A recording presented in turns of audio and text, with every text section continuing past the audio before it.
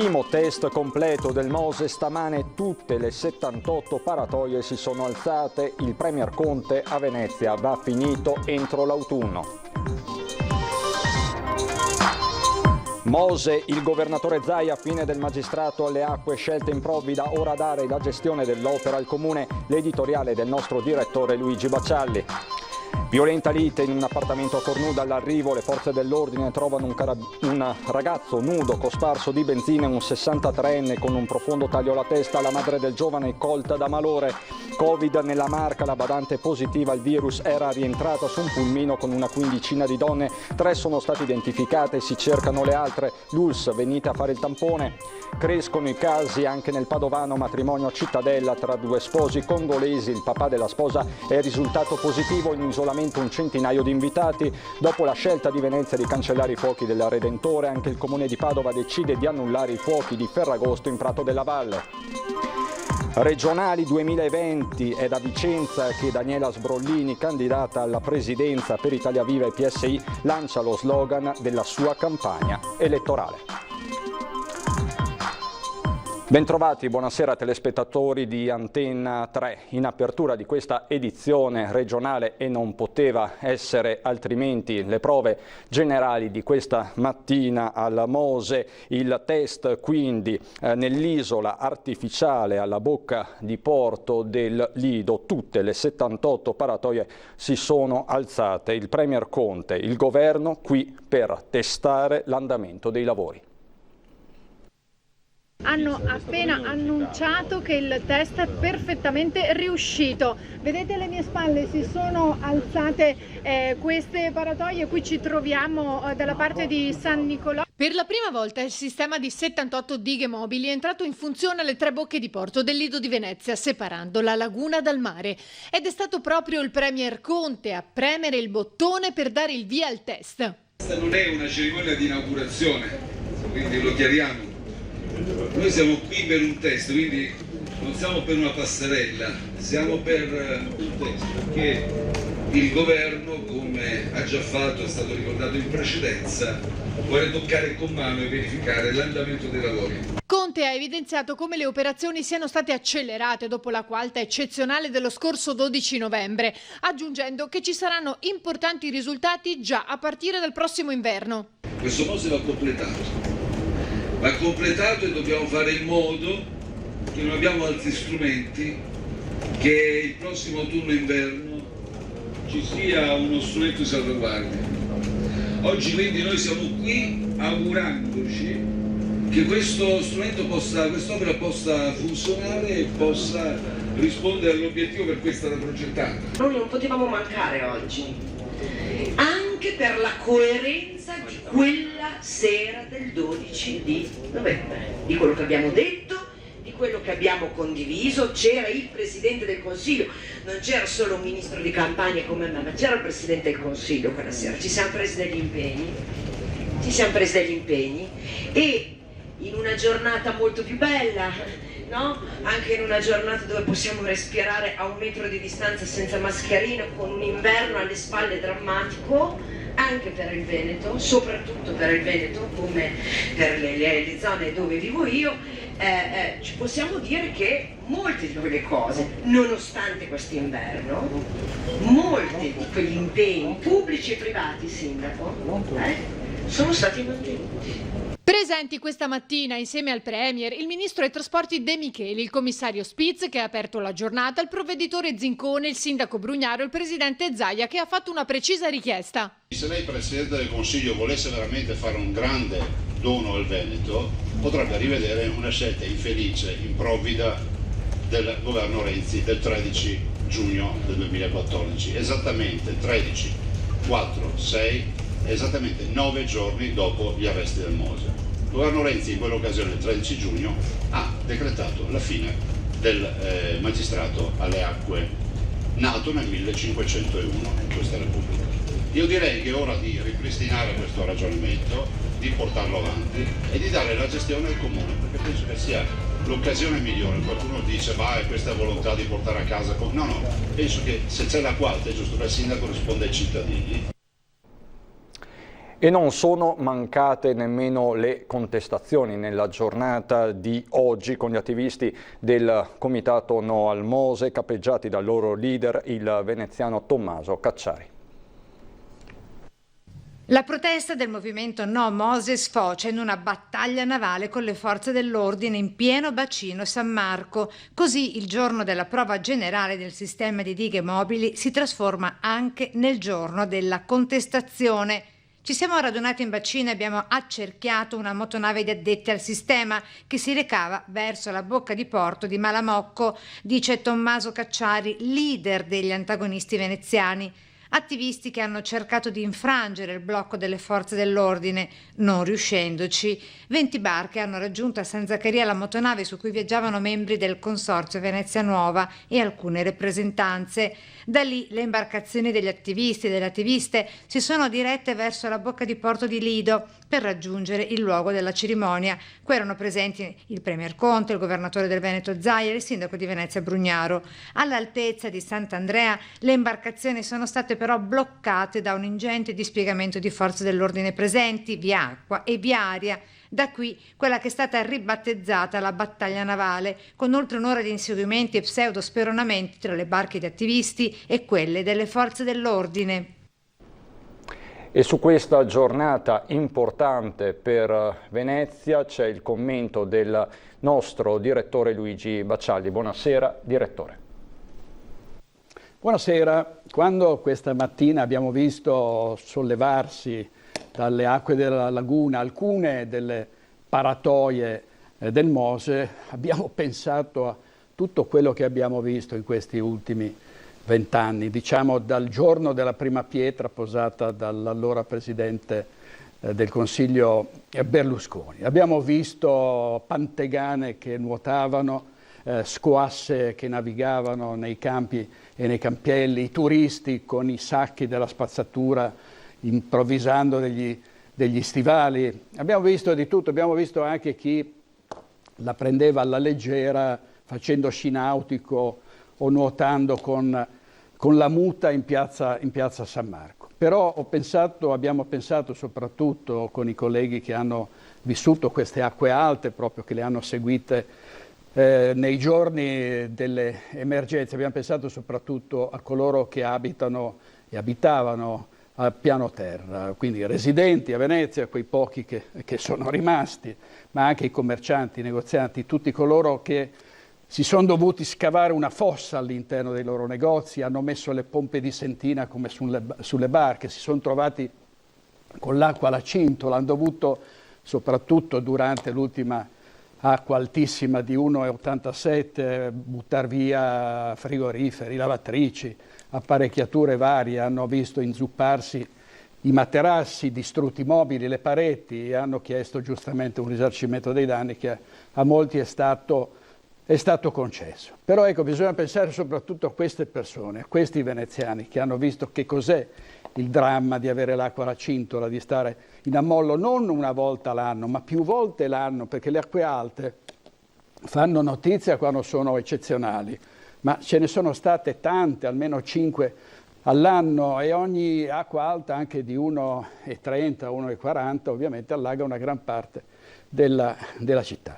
Oggi miracolo, il Mose dopo decenni di fallimenti, di silenzi assordanti, di rinvii, pensate quante volte è stata rinviata l'inaugurazione, prevista e rinviata l'inaugurazione del Mose, non so da quanti presidenti del Consiglio. Infine adesso miracolo, cosa è successo? Improvvisamente il Mose si solleva, non è detto che funzioni, per carità, questa è stata una prova, ma già il fatto che si siano sollevate tutte le 78 paratoie contemporaneamente sulle varie bocche di porto vuol dire molto, vuol dire, come ha detto la commissaria Spitz, che forse potrebbe già essere utilizzato in autunno. Pensate alle persone che hanno visto le loro esistenze distrutte dalle acque alte, come hanno vissuto questa giornata che può considerarsi storica, sempre che appunto poi questo sistema funzioni. Cosa dobbiamo fare a questo punto? Dobbiamo rinunciare a vederlo funzionare? Ormai è completata l'opera, c'è chi fa le battaglie navali I no Mose oggi hanno combattuto battaglie navali con gli uomini della pubblica sicurezza, insomma sono cose drammatiche. Cosa facciamo? Rinviamo ancora, lo fermiamo, lo blocchiamo? A questo punto va finito e vedremo se funzionerà. Di chi è stato il merito? C'è stato il modello Genova, diciamo che questo è stato un modello Venezia, perché il presidente Zaia, una volta tanto, dopo i fallimenti dei commissari, una volta tanto è arrivato un presidente che ha nominato 2 commissari con gli attributi, sono Luigi Brugnaro e la commissaria Spez, che dopo la tragedia del 12 novembre scorso hanno deciso di accelerare i tempi. E questo significa che quando si vuole, quando non si mettono di mezzo i burocrati, quando i commissari non litigano, quando non saltano fuori i comitatoni con 40 persone, ognuno dice la sua, ognuno vuole imporre la propria legge, alla fine le grandi opere si possono fare e si può salvare una città fragile e delicatissima come Venezia. Quindi finalmente è stata imboccata la strada giusta.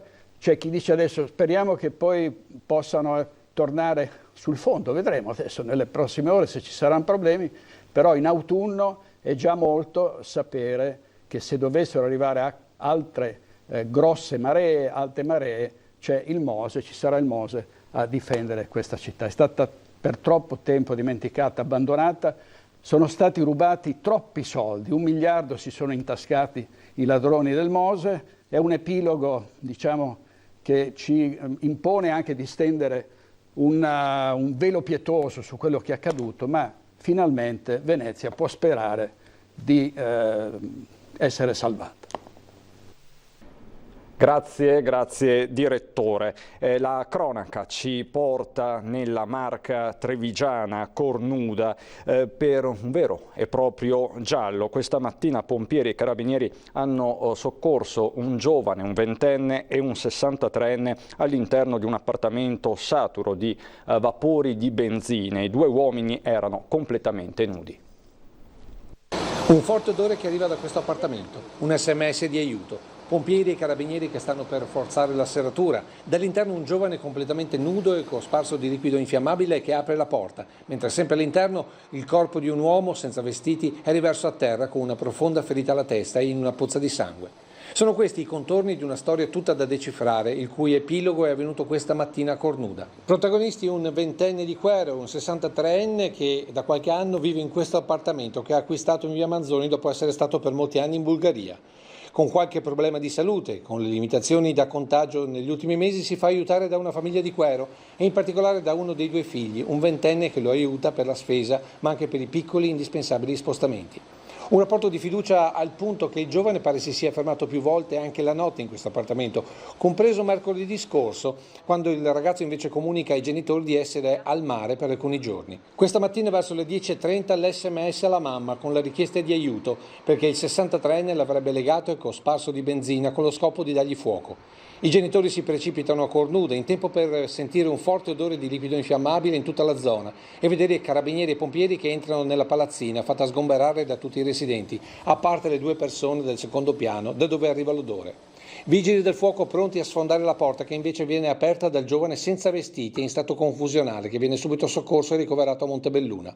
Una volta dentro i carabinieri scoprono anche il corpo del 63enne, completamente nudo, riverso a terra con una profonda ferita alla testa. È incosciente ma respira ancora. L'uomo viene subito caricato sull'eliambulanza per il ricovero in terapia intensiva al Cafoncello di Treviso. La terza persona che viene soccorsa dai sanitari è la mamma del giovane, sopraffatta dal dolore per il desolante spettacolo. Per tutta la mattinata i militari del capitano Gabriele Favero hanno setacciato l'appartamento in cerca di indizi che diano una spiegazione dell'accaduto. Diverse le ipotesi sul campo che vanno dalla lite ad un gioco sessuale troppo spinto, anche se al momento non è stata ancora formulata alcuna ipotesi di reato. Veniamo al contagio da Covid con il secondo bollettino di giornata della Regione del Veneto con azienda zero. Ci sono 7 nuovi casi di positività rispetto alle 8 di questa mattina. 4 di questi a Treviso, 1 a Venezia, 1 a Verona, 1 a Belluno. In tutto ci sono 1224 persone in isolamento. Questo è un numero molto importante perché sono aumentate di diverse centinaia nell'ultima settimana. 2039 9 i decessi totali. Questo significa che nelle ultime ore non si sono registrati morti con Covid. E avete visto che uno dei dati, il dato più alto, riguarda la Marca trevigiana, dove cresce per l'appunto il numero di contagiati dalle 2 persone kosovare positive al Covid. La donna era appena rientrata in Italia su un pulmino assieme ad una quindicina di badanti. 3 sono state identificate, si cercano le altre che hanno proseguito il viaggio verso altre regioni. Nuovi casi di positività al Covid-19 nella Marca, cresce la preoccupazione dopo l'esito dei tamponi sui contatti delle 2 persone di origine kosovara risultati positivi nei giorni scorsi, contagiati dopo la nuora anche la moglie di 2 nipoti dell'uomo, del quale si era scoperta la positività in occasione del ricovero per un serio problema al cuore. I 4, tutti asintomatici, restano in quarantena a domicilio. L'unico componente negativo del nucleo familiare è il figlio. Per quanto riguarda invece la badante rientrata in Italia contagiata dal coronavirus, sono risultati negativi la figlia ed il marito, positiva invece la cognata, rientrata in Italia assieme a lei su un pulmino nel quale hanno viaggiato una quindicina di altre donne, tutte impiegate come badanti e colf. 3 di loro sono scese a Treviso e grazie ad un certosino lavoro del Servizio Igiene e Sanità Pubblica dell'ULSS 2 sono state individuate, sottoposte a tampone e messe in quarantena. Le altre donne però hanno proseguito per altre regioni. Il nostro servizio igiene pubblica sta cercando di contattare gli altri servizi di igiene pubblica, perché poi il pulmino è uscito dalla provincia di Treviso ed è andato verso altre destinazioni. Per cui in collaborazione con i colleghi della regione, il SISP della regione, stiamo ovviamente tentando di beccare anche le altre signore al fine di risalire a tutti i contatti. E quindi questa situazione che è una situazione difficile, perché sono tutte persone che vengono ovviamente dall'area balcanica, che sono purtroppo in una zona a rischio altamente contagiosa. Di qui l'appello del direttore generale dell'ULSS 2 di sottoporsi a tampone per tutti coloro, badanti in primis, che hanno fatto recentemente viaggi nei paesi dell'est. Un appello anche proprio con le mani sul cuore, nel senso che anche se avete delle badanti che devono ancora regolarizzarsi, che poi immagino verranno regolarizzate, per cortesia, al fine di evitare di contagiare il vostro caro, il vostro papà o la vostra mamma, o contagiare i vostri familiari che vanno a trattare il papà, la mamma e la badante, segnalateci queste badanti. Ricordo a tutti che il tampone, essendo in igiene pubblica, è gratuito. Se la badante non si sente di venire alla Madonnina, noi abbiamo una task force, possiamo andare tranquillamente a domicilio della badante, così facciamo anche il tampone alla signora, ma cerchiamo veramente di circoscrivere e di evitare che ci possa essere una propagazione del virus. Situazione in evoluzione sotto stretta osservanza anche nel Padovano. Crescono i numeri delle persone in isolamento domiciliare dei casi positivi in provincia di Padova. Sono 95 le persone costrette a rimanere a casa, il dato peggiore dopo settimane, visto che in tutta la provincia il numero di positivi era sceso a 30 e in pochi giorni invece è salito a 66. L'allarme è scattato dopo un matrimonio a Cittadella, celebrato lo scorso 27 giugno. Il padre della sposa, subito dopo la giornata di festa, ha accusato febbre e i sintomi tipici del Covid ed è stato ricoverato. Tampone positivo. La coppia di sposi di origine congolese ha dovuto avvisare tutti gli invitati alla cerimonia, che tra le altre cose arrivavano non solo da Padova ma anche dal Trevigiano e da altre 4 regioni d'Italia, Friuli, Lombardia, Piemonte e Lazio, e pure dalla Francia. Tutti i 91 invitati al ricevimento sono stati contattati dalle varie ULSS di riferimento e sottoposti a tamponi. Si tratta di cittadini italiani e di persone originarie del Congo. Un amico della sposa, residente nel Padovano, è risultato positivo al tampone. Per quanto riguarda gli ospiti trevigiani presenti al banchetto di nozze, i tamponi fatti su 16 invitati, tutti congolesi, sono risultati negativi.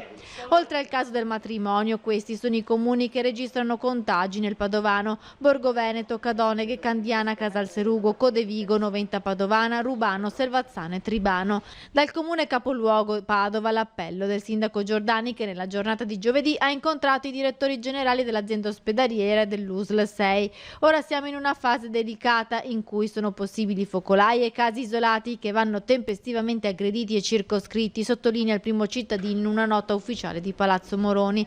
La collaborazione di tutte le istituzioni è decisiva per consolidare i risultati raggiunti in termini di contenimento del virus. La situazione è sotto controllo, ma senza la responsabilità di tutti rischiamo passi indietro che non ci possiamo permettere, chiude Giordani. C'è la cronaca con una vicenda anche curiosa che arriva dal veronese, giovane, nullatenente ma con 315 veicoli intestati al suo nome. Lo ha scoperto la polizia locale di Verona con l'aiuto del database Giano e le attività di indagine della Procura di Milano con la sezione di polizia giudiziaria dei Carabinieri. Sulla carta la 27enne veronese risultava infatti nullatenente, tanto che in virtù di una partita IVA aperta per il commercio di auto ha anche percepito il reddito per l'emergenza Covid-19. Adesso per noi c'è la pubblicità. A dopo.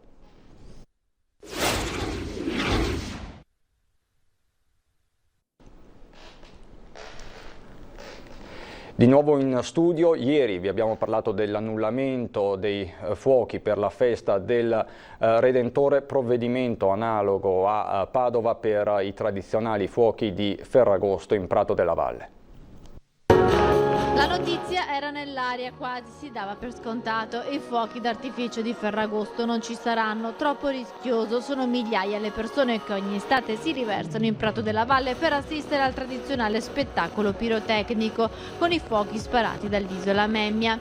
Le immagini degli anni scorsi con i padovani stipati in prato non ci saranno più dopo questo periodo di emergenza sanitaria. Le situazioni che si verrebbero a creare cozzano con le attuali disposizioni anti-Covid che vietano gli assembramenti. Le disposizioni infatti dovrebbero essere prorogate oltre il 31 luglio, da qui la decisione dell'amministrazione comunale padovana di cancellare i fuochi di Ferragosto, anche se al momento pare si stia studiando una situazione alternativa per poter festeggiare il Ferragosto in città in sicurezza. Regionali 2020, oggi da Vicenza la candidata Daniela Sbrollini ha lanciato lo slogan della propria campagna elettorale. Autonomi, coraggiosi, veneti. Ha scelto Vicenza, la sua Vicenza, Daniela Sbrollini, per lanciare ad una settimana dalla sua discesa in campo lo slogan che contrassegnerà gli 80 giorni della sua corsa alla presidenza della Regione Veneto. Questa sarà una campagna elettorale coraggiosa perché i veneti sono coraggiosi, autonomi perché non solo l'autonomia, che è un grande tema di questa regione, da 25 anni dalla parte di chi ci governa non è stato portato come risultato, come obiettivo finale, e purtroppo neanche da chi è all'opposizione, da un centrosinistra che è sempre lo stesso. E se proprio non si possa definire autonomista, la senatrice candidata rilancia il tema autonomia in chiave Italia Viva. Essere autonomi non solo nell'autonomia in senso stretto, ma autonomi nelle scelte, nelle risorse, che significa non essere in conflitto con gli altri livelli istituzionali. In un candido abito bianco, Daniela Sbrollini, unica donna in corsa alla presidenza, non teme eventuali raffronti con un'altra candidata donna, Alessandra Moretti, che sfidò al secondo mandato il governatore Zaia. E ci piacciono le sfide anche impossibili. E poi sono una sportiva, quindi credo anche nei miracoli e credo che il campionato si decida sempre alla fine. Autonomi, coraggiosi, veneti. Lo slogan per intercettare quella fetta di elettorato che si è allontanata dalle urne offrendo loro un'alternativa. Ecco, noi vogliamo essere quel progetto politico alternativo che parla a tutti, senza colore politico, senza ideologia, e che soprattutto, finite le elezioni regionali, al di là del risultato che noi ci auguriamo sia un buon risultato, vogliamo però costruire un programma di idee, di proposte per il Veneto che vogliamo per i prossimi 5 anni. Il centro funzionale della Protezione Civile del Veneto, in considerazione delle previsioni meteo, ha emesso un avviso di criticità idrogeologica ed idraulica che riguarda principalmente la serata di oggi e la giornata di domani 11 luglio. Nel corso della serata sono possibili rovescio temporali con probabilità molto bassa di fenomeni intensi. Per la giornata di domani è prevista una marcata instabilità con precipitazioni a prevalente carattere di rovescio temporalesco, prima sulle zone alpine e prealpine, poi in estensione nel pomeriggio sera anche alla pianura. Ma a tal proposito non ci resta che guardare nel dettaglio le previsioni del tempo. Vi ringrazio per l'attenzione e buon proseguimento di serata.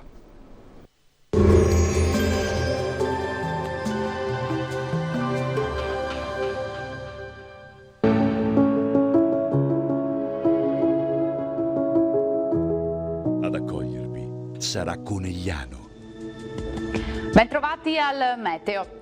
Triveneto verso un weekend in parte instabile con qualche break temporalesco. Il dettaglio di sabato 11 luglio. Sul Veneto pressione in calo, sarà dunque una giornata caratterizzata da una spiccata variabilità. Al mattino avremo acquazzoni sui monti, più sole invece altrove. Dal pomeriggio fenomeni in estensione anche al resto della nostra regione, alternati a spazi di asciutto e a temporanei rasserenamenti. Temperature minime fino a 19 gradi, valori massimi compresi invece tra i 24 e i 33 gradi. Stessa situazione anche sul Friuli Venezia Giulia, con inizialmente piogge solamente in montagna, ma col passare delle ore avremo precipitazioni anche altrove, alternate a parentesi più soleggiate. Temperature minime tra i 16 e i 18 gradi, massime sui 29-31 all'incirca. Infine poche novità anche sul Trentino Alto Adige, fenomeni temporaleschi diffusi, non mancheranno comunque locali spazi di sereno. Temperature minime sui 15-16 gradi, massime sui 24-25. Dal meteo di Antenna 3 per ora è tutto, arrivederci al prossimo aggiornamento.